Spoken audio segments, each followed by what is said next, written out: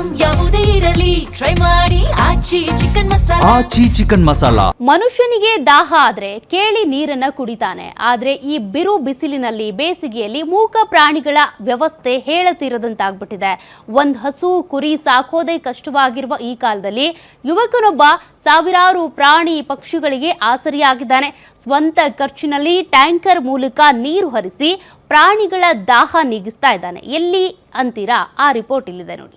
ಬೇಸಿಗೆಯ ಬಿಸಿಲು ದಿನದಿಂದ ದಿನಕ್ಕೆ ತೀವ್ರವಾಗ್ತಾ ಇದೆ. ಹವಾಮಾನದಲ್ಲಿನ ತೀವ್ರ ಬದಲಾವಣೆ ಆರೋಗ್ಯದ ಮೇಲೆ ನೇರ ಪರಿಣಾಮ ಬೀರುತ್ತೆ. ಈ ನಡುವೆ ನೀರಿಗೆ ಹಾಹಾಕಾರವು ಜೋರಾಗಿದೆ. ಎಲ್ಲಿ ನೋಡಿದ್ರೂ ಕೆರೆ ಕಟ್ಟೆಗಳು ಒಣಗಿ ನಿಂತಿವೆ. ಹೀಗಾಗಿ ಮೂಕ ಪ್ರಾಣಿಗಳಿಗೆ ಕುಡಿಯಲು ನೀರು ಸಿಗದೆ ಸಂಕಷ್ಟಕ್ಕೆ ಸಿಲುಕಿವೆ. ಈ ನಡುವೆ ಚಿಕ್ಕಬಳ್ಳಾಪುರದ ಗೌತಮ್ ಎಂಬುವವರು ಸಾವಿರಾರು ಜೀವಿಗಳ ಪಾಲಿನ ಸಂಜೀವಿನಿಯಾಗಿದ್ದಾರೆ. ಇನ್ನು ಗೌತಮ್ ಅವರ ಬಳಿ ಬರೋಬ್ಬರಿ 16 ಕುದುರೆಗಳಿವೆ. ಬಿಸಿಲ ತಾಪಕ್ಕೆ ಕುದುರೆಗಳು ಸುಸ್ತಾಗಬಾರದೆಂದು ಗೌತಮ್ ವಿಶೇಷ ಕಾಳಜಿ ವಹಿಸುತ್ತಾರೆ. ಅವುಗಳಿಗೆ ನಿತ್ಯ ಎಲೆಕ್ಟ್ರೋಲೈಟ್ ನೀಡೋದು ಮಾತ್ರವಲ್ಲದೆ ದೇಹ ತಂಪಾಗಿಸಲು ಸ್ಯಾಂಡ್ ಥೆರಪಿ ಮಾಡ್ತಾರೆ.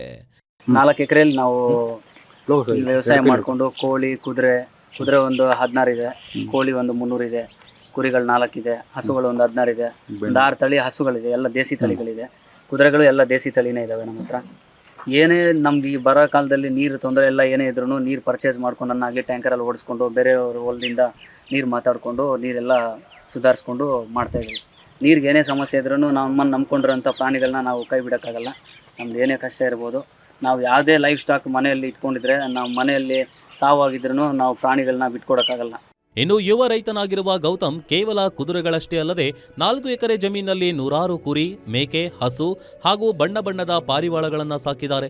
ಅವರ ತೋಟದಲ್ಲಿ ಮಾವು, ಸಪೋಟ, ಅಂಜೂರದಂತಹ ಹಣ್ಣಿನ ಗಿಡಗಳನ್ನು ಬೆಳೆಯುತ್ತಾ ತಮ್ಮ ಜೀವನ ಕಟ್ಟಿಕೊಂಡಿದ್ದಾರೆ.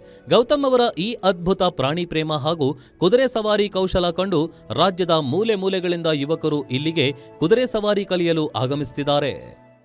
ನೀರು ಈಗ ನಮ್ಮ ಸೈಡ್ ಎಲ್ಲ ನೀರಿಗೆ ಬರಾನೆ. ಇನ್ನು ಪ್ರಾಣಿಗಳಿದ್ಮೇಲೆ ಹಸುಗಳು ಇವೆಲ್ಲ ಇದ್ಮೇಲೆ ನೋಡ್ಕೊಳ್ಳೇಬೇಕು. ನೀರು ಕಷ್ಟ ಆದ್ರೂ ನೋಡ್ಕೊಬೇಕು, ಕಡಿಮೆ ಮಾಡೋ ತರ ಇರಲ್ಲ.